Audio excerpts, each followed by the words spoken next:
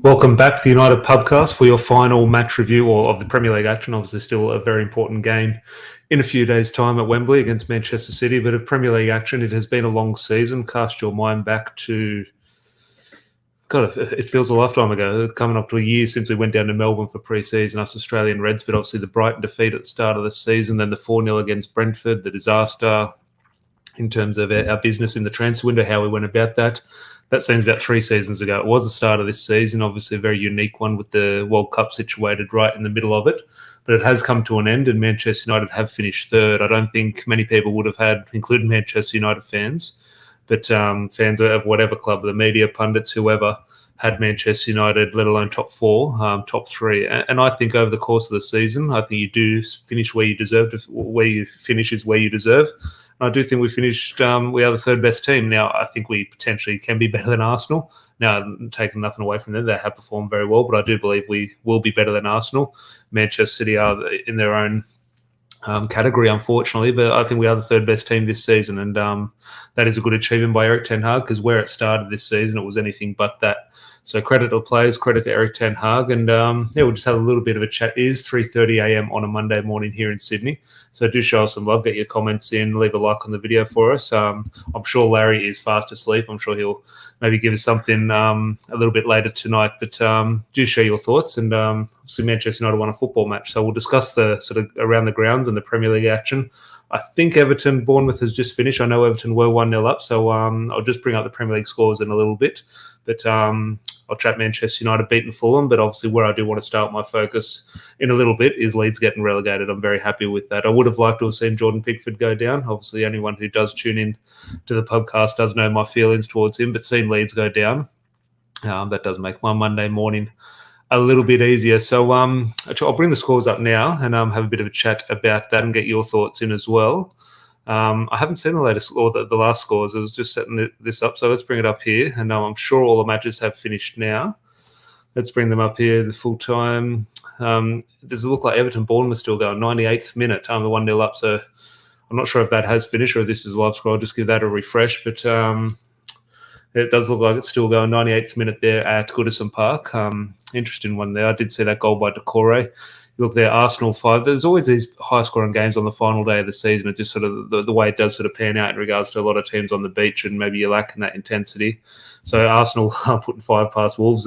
That's sort of, it's one of those results. Aston Villa getting the win against Brighton. Again, Brighton is sort of, I think they've achieved the ultimate goal, so you can understand them maybe sort of taking their foot off the gas. But ultimately, Aston Villa have had a very good season as well. I can't believe this. I've just only noticed Manchester City have played and Manchester City have lost to Brentford. Wonder if Ivan Toney had any money on that one, but that's interesting. I did see City did go with a significant, still played a few players, but quite well. They did rotate a little bit. So look, there's no huge shock there. Obviously, Brentford are a good team. Manchester City obviously have their eyes on a different prize compared to sort of Brentford away. They do have the FA Cup final and Champions League final, so maybe have a little bit of a look at the context around that defeat, but that is interesting. And obviously that I don't think Pep Guardiola wants to go into the FA Cup final after losing to Brentford. So Manchester United are the informed team, let's say, over the past 90 minutes. So maybe we can take some positives out of that. Chelsea got a draw against Newcastle. Don't know who got the equaliser for Chelsea. I did see Newcastle took an early lead. Crystal Palace Forest, it's about as meaningless a match as you're going to get on final day. It has finished full time, so Everton do stay in the Premier League, which I think is a good thing. They're a proper Premier League club. Whatever your thoughts are towards Everton, and sort of it would have been funny to see them go down. That's important for the Premier League and Everton, in my opinion, especially with their new stadium coming in. If they were to get relegated and having to move into that new stadium, I think that would have been a real problem for Everton's future. Maybe an Everton fan could disagree and apply a little bit more information around there. But I think if Everton went down, you would have really feared for them. Not that I have any sort of feelings towards Everton, but I think that would have been extremely interesting in terms of the financial implications. Look at what happened to Leeds when they got relegated. So the first time back in the early 2000s, we'll have the discussion around Leeds relegation. Now, 4-1 against Tottenham. Maybe Manchester United's new number 9 has sent Leeds down. More and more reason to get Harry Kane. I think it was the first goal of the day. I think Harry Kane put Tottenham up, and I think as soon as that happened, you knew Leeds were down. They needed a miracle anyway. So fantastic work by Manchester United's new number 9. Harry Kane sending Leeds down. Leicester did get the win against West Ham, but obviously West Ham had that match in the it's crazy. West Ham have a European final to look forward to. Crazy sign of the times. Manchester United getting the win against Fulham. Southampton 4-4 against Liverpool. Jesus Christ. Who would have picked that? As I said, those final days do sort of bring up one or two of those sort of crazy results. So I'll just bring up the table, have a look at where we have finished. Obviously, we do know we have finished third. But we're looking there. Okay, third place and look, 75 points. So I'm not one for sort of looking at points tallies in regards to how many points we won on in the treble season or the double winning season, or how many points is that improved upon last season. I think you do have to judge each season on its own merit. So I don't compare points tallies, but 75 points. Unfortunately, it is a bit of a gap between us and first, and now it's not what it has been in the past. I remember some seasons when we're finishing around 6th or 7th, we're 30, 40 points behind first place. So obviously that's better, but that does need to be sort of narrowed next season. But ultimately, we have finished 4 points above Newcastle, and only a couple of weeks ago, we'll think Newcastle was sort of got to run away with it, and we're going to have to try and scrape 4th against Liverpool. But Manchester United have got the job done. But where I do want to look down in terms of the bottom half of the table, so Leeds have finished second bottom, and Leicester have gone down with them. I did predict, that was my one prediction. I don't often get any predictions right, whether they sort of in 90 minutes predict this winner or predict this goal scorer or a relegation or a title winner. At the start of the season, I think I'm the only one out of my mates who tipped Leicester to go down. I just thought their transfer window was shocking going into the season as Jamie Vardy as your striker. I think it's not 2016 anymore for Jamie Vardy. We've had these problems with Manchester United sort of going into games and more importantly seasons. Looking at the past, so you can maybe even have that discussion now in terms of I don't share it, but many people would maybe share it in regards to David De Gea. Okay, well, he's playing because of what he's done in the past. Jamie Vardy should not be leading the line for a Premier League team. I know he's a Leicester legend and fair play. What he achieved there that season, build him a statue. That doesn't mean he should be starting matches in the Premier League in 2022, 2023. So I tipped Leicester to go down. So that's my one prediction right there. And more and more, I'm just happy Leeds have gone down. It does make me very happy. But in terms of the term Arsenal fans have used over the past couple of weeks, couple of months, bigger fish to fry. Obviously, Manchester United have won the match against Fulham, but it's Manchester City in a week's time. That's where the game is. Now, in regards to this game, I thought it was actually quite good. In regards to performance, they're very sloppy at times in execution, and I think all of us envisaged sort of watching that game thinking, oh, hang on, if that's Rodri, if that's De Bruyne, or if that's Haaland, we're in a lot of trouble. Of course, there's no doubt about that. We're going to have almost the game of our season and hope. And unfortunately, the reality of the situation is to hope City have an off day. We need to play extremely well and City not be at the races. That's unfortunately the situation we do find ourselves, or any team will find themselves in when they're playing the best team in the world. That's been so often the case with Manchester United when a team has had to come to Old Trafford and they've got a rare result. You think back in the 90s, early 2000s, when a team has beaten Manchester United, it's been their best performance of the season, and Manchester United haven't been quite at it. Whenever you play the best team in the league, best team in the world, unfortunately, you do need a bit of luck. So that is going to be the case next week. But I think we're going there with a little bit of confidence now. Obviously, no injuries. That was the huge concern at the start of when the team selection came out. Eric Ten Hag alluded to earlier in the week that he was going to go full strength, and there was a little bit of rotation. Obviously, I'm not sure the latest in regards to Luke Shaw's injury status, but obviously Rafael Varane was rested, which was good to see. Then obviously likes of Casemiro, Bruno Fernandes, Marcus Rashford, that they obviously all did play, but sort of none seemingly picked up any injuries, which obviously the main thing. So those fingers crossed everyone did pull up well and there is no sort of niggling knocks, but that is obviously good to see. Then obviously a few important minutes. The one man we'll get into in a little bit, Fred. Now, I don't think Fred's performance was great. I think it was a very Fred-like performance, some good, some bad. Then obviously very pivotal in the match into two assists and one brilliant assist. So it was a brilliant pass, found his Brazilian passport and threaded that ball through to Bruno. And Bruno, obviously a very neat finish as well. So my question to you in the chat would be, has Fred, now maybe called this maybe in a couple of weeks ago when we were looking ahead to the FA Cup final, that Fred would potentially rightly be preferred in the final over Christian Eriksen. I think after that performance, maybe not performance, but his output in that match, his impact on that match, I think Fred potentially now, you'd have to say he's potentially nailed on to start in the FA Cup final next to Casemiro, especially off the back of what Fred did in the reverse fixture or when Manchester City came to Old Trafford earlier in the season. From my memory, I just remember the goals. It was a chaotic match, But I do remember Fred sort of doing a little bit of a number on Kevin De Bruyne and keeping him quiet.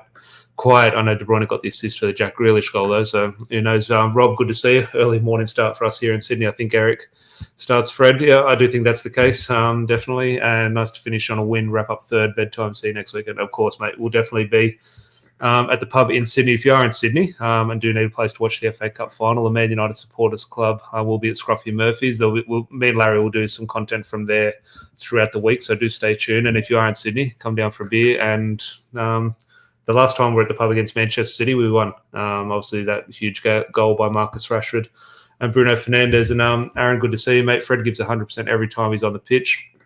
Maybe it's sentiment, but I always feel bad for the stick he gets online. He literally tries his bollocks off every time he has that red jersey on. That's the thing. And look, I've been extremely critical of Fred. Of course I have, but I always go back to the one thing we can only ask from these players, or the only thing we can demand is their attitude and their effort. And Fred gives that. We can have our opinions on his performance and his quality, and I think we're right to do that.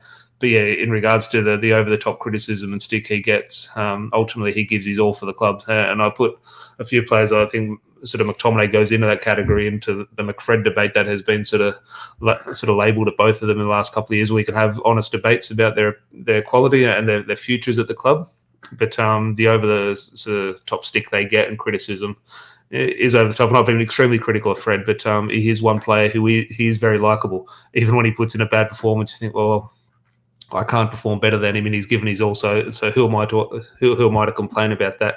But I'd love to see Fred sort of put in an absolute masterclass at Wembley and lift a trophy, or lift the second trophy of the season. Did he start I believe he did start in the Carabao Cup final. Christian Eriksen would have been injured, so I'm pretty sure the midfield at Wembley last time would have been Casemiro, not the semi-final against Brighton, but against Newcastle, would have been Fred, Casemiro and Bruno Fernandes. So that's interesting. Maybe Eric Ten Hag, I'm not sure if he's superstitious going into these matches, but that's an interesting shout.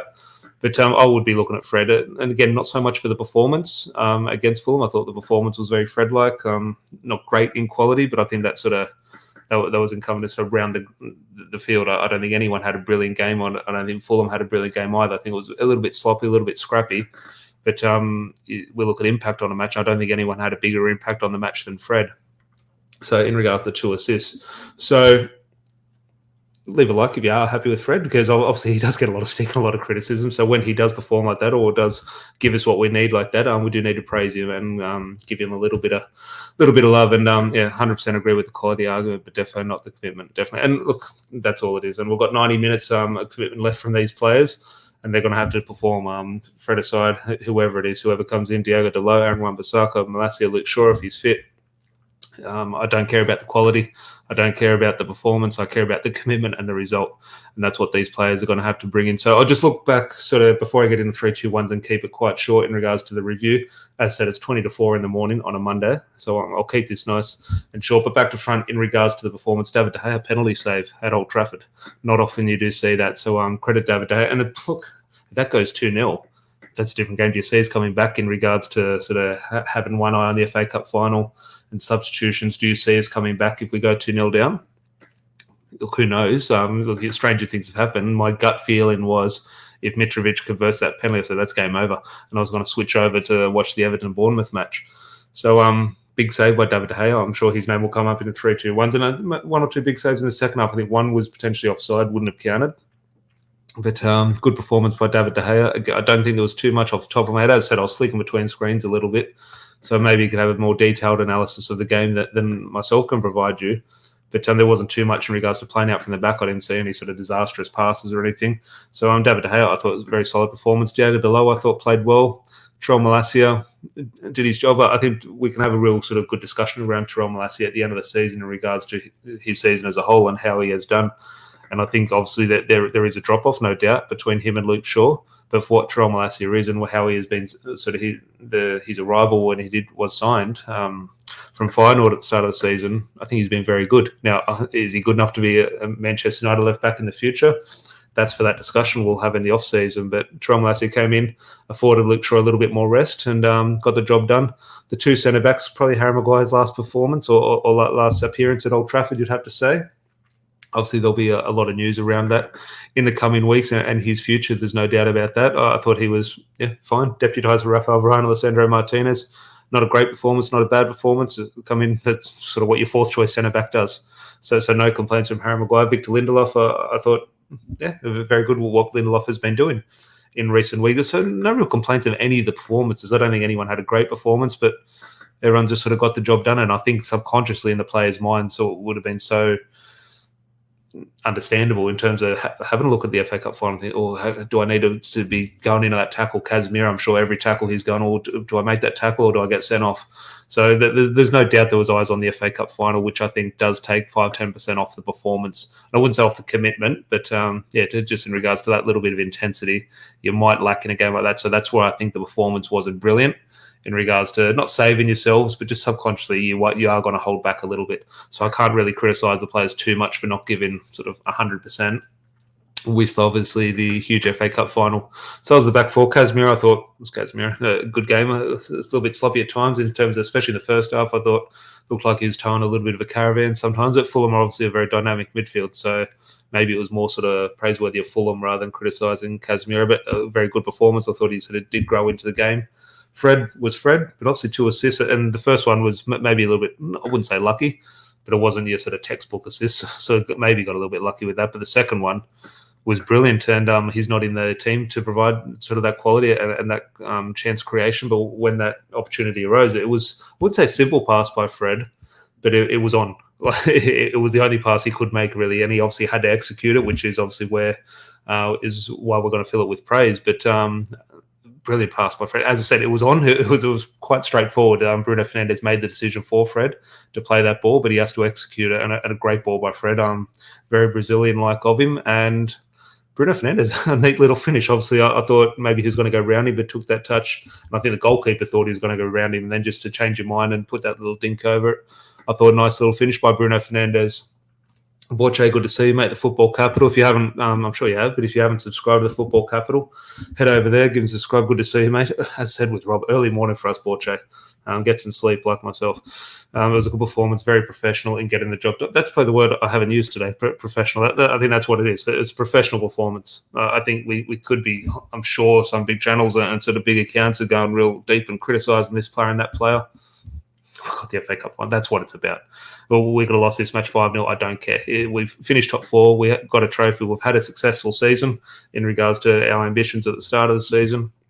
So the job was done then, and we have a job to do next week. Today's 90 minutes was about keeping people fit, getting people some minutes, getting people a little bit of confidence here or there, and obviously avoiding injuries, which it does look like we have done. It does look like, I was speaking to 1 or 2 people before. I had a bit of a nap before the match, so I didn't get all the sort of pre-match quotes and everything. I have seen 1 or 2 things that Erik ten Hag believes Anthony is in with a shout of being available for the FA Cup final. The footage I've seen was Anthony sort of hobbling in on crutches to Old Trafford. Now, I understand crutches these days is very precautionary. It doesn't mean someone's sort of out injured.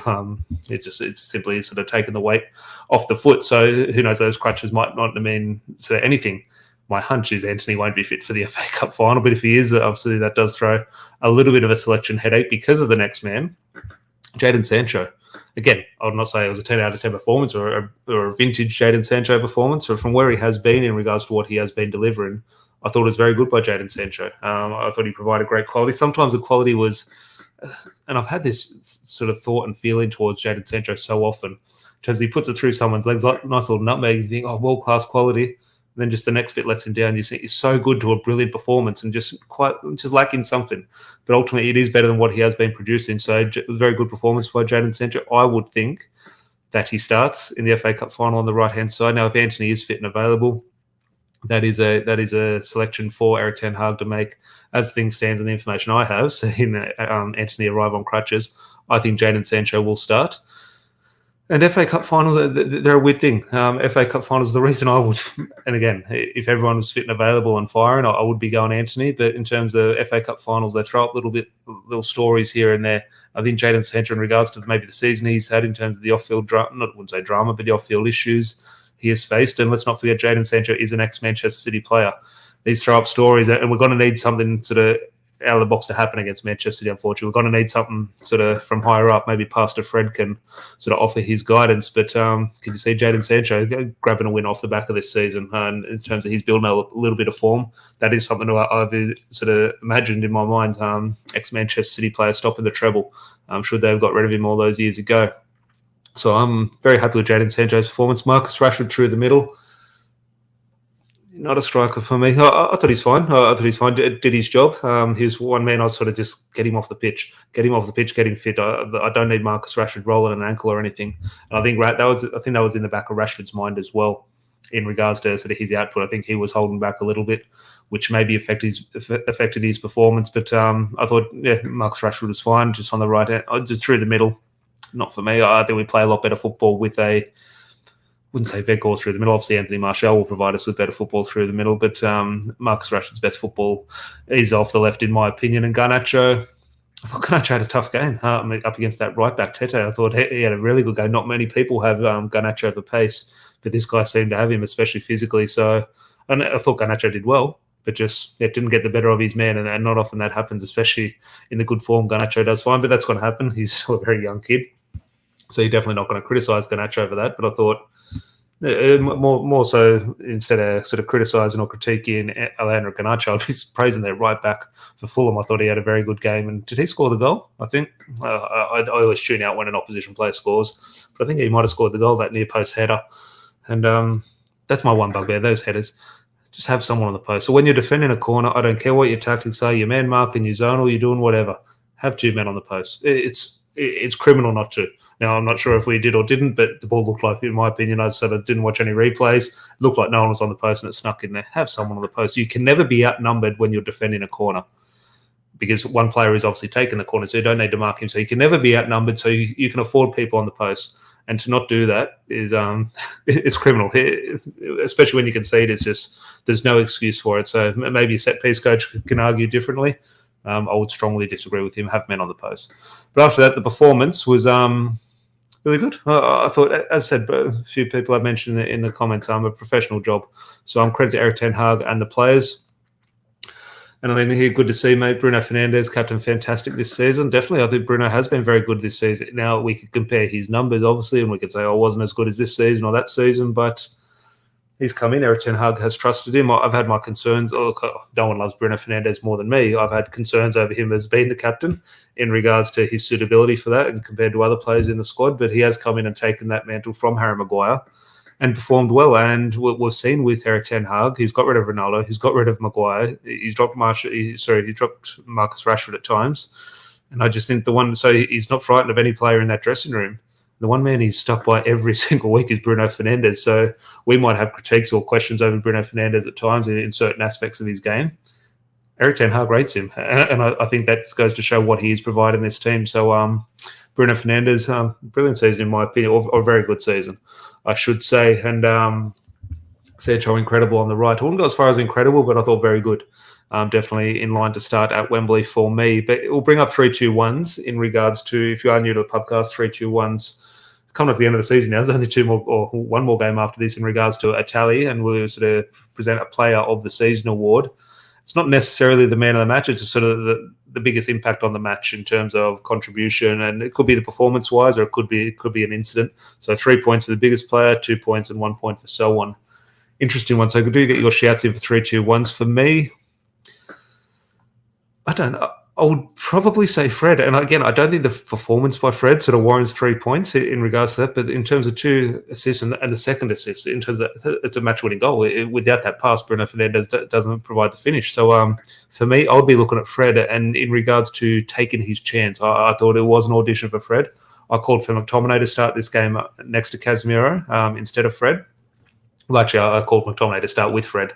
But I was sort of more leaning towards McTominay sort of auditioning for that cup final spot. But it has been given to Fred, and he's taken his chance. I think he definitely starts over Christian Eriksen. So he had a little bit of pressure on him. He knew a good performance would provide a starting berth in the FA Cup final. So I'll be going Fred for 3 points off the 2 assists. And then I'll be a shootout between for me, to get your thoughts, I'll be looking at David De Gea or Jadon Sancho, and I'll probably Jadon Sancho scored a goal. Fair play to him. I don't think I mentioned that yet. Fair play to him grabbing that goal as well off the Fred assist. So look, I'll be going Jadon Sancho for 2 points. I thought a good performance and obviously a goal.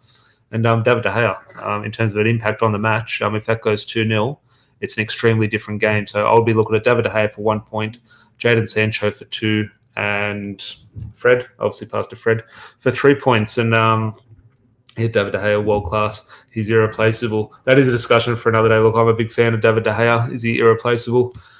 There potentially are better keepers out there in regards to moving forward, but the weight of the Manchester United #1 shirt does weigh heavy. So you can come in and bring a better goalkeeper with better traits and attributes for the future. We've seen great goalkeepers come in and not be suitable to Manchester United. In the past, we've been blessed with David De Gea, Edwin van der Sar, and Peter Schmeichel, but you look at the keepers who come in between those, and okay, great keepers in Bartes, World Cup winner. Was he right for Manchester United? Far from it. And I'm just thinking, yes, you can go bring in a David Raya who might be able to pass the ball. Can he deal with making a mistake at Manchester United and the media attention? I'm not sure. Maybe he can. We know David De Gea can. He has performed. Now, that doesn't mean we should, as I said, with Jamie Vardy, that doesn't mean you stick with him blindly. Obviously, if you do need to go out and invest it and look to the future, you do that. But it's one of those ones, be careful what you wish for, because we could be going through a goalkeeper merry-go-round over the next couple of years. You look when Claudio Bravo came in for Pep Guardiola, got rid of Joe Hart. Now, obviously, it's worked out now with Edison coming in. But just because you bring in a better goalkeeper with his feet like Claudio Bravo, it was an absolute disaster. So it's a fine balancing act for David De Gea and Erik ten Hag. But I do have trust in Erik ten Hag to get that decision right. If that's a future without De Gea, fully back Erik ten Hag.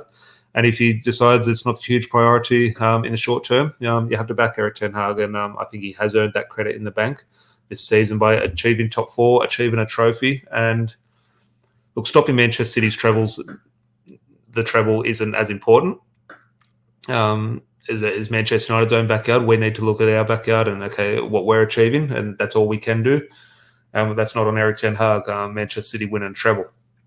That's on Manchester City owners getting it right and the Glazers getting it wrong. That's the last 20 years, which has resulted in this, not Erik ten Hag's job. But the season's over now in regards to the Premier League, regarding our achievement. It does turn to an isolated incident and an isolated story now at Wembley against Manchester City. And it doesn't matter what happens, we need to do our best to stop it. And if we don't, we obviously have the ace up our sleeve, which could be our 3 former Reds in Mkhitaryan, Darmian, and Lukaku waiting for Manchester City in the Champions League final. Maybe they can save the day. But fingers crossed we can get it done. As said, if you are in Sydney, we'll be at Scruffy Murphy's, but we'll give you plenty of information around that in the coming days leading up to the FA Cup final. But as said, it's about 4 o'clock in the morning on a Monday morning. So if you're still with us, please do leave a like on the video for the commitment. And as said, Larry probably bring us something tonight, his thoughts on the match and obviously the week ahead. And we'll definitely be bringing you some content from the pub later in the week. And a good way to finish the season, a good season. There's been very emotional in regards to a lot of ups and downs, and the downs were they were bad in terms of the start of the season, the Ronaldo situation, the defeat at Liverpool. There's no doubt about that. The European exit, of course, the lows have been extremely low, but the highs, I think we can see how high it could go. So very good season. Erik ten Hag has performed miracles. I understand the manager of this season debate going elsewhere. I understand that. But Manchester United fans know the job Erik ten Hag has done. He's got to be the manager of the season. In the jobs he has had to do in terms of dealing with the Harry Maguire situation, the Ronaldo situation, our worst team in God knows how many years since we were last relegated in terms of that season. So it was a shocking season, but he had taken over this mess. I think Erik ten Hag has performed an absolute miracle. Fair play to him. Can he get that cherry on the cake in a couple of days' time at Wembley? Fingers crossed. But until then, please do leave a like on the video. That'll be very much appreciated, and chat to you soon. Cheers.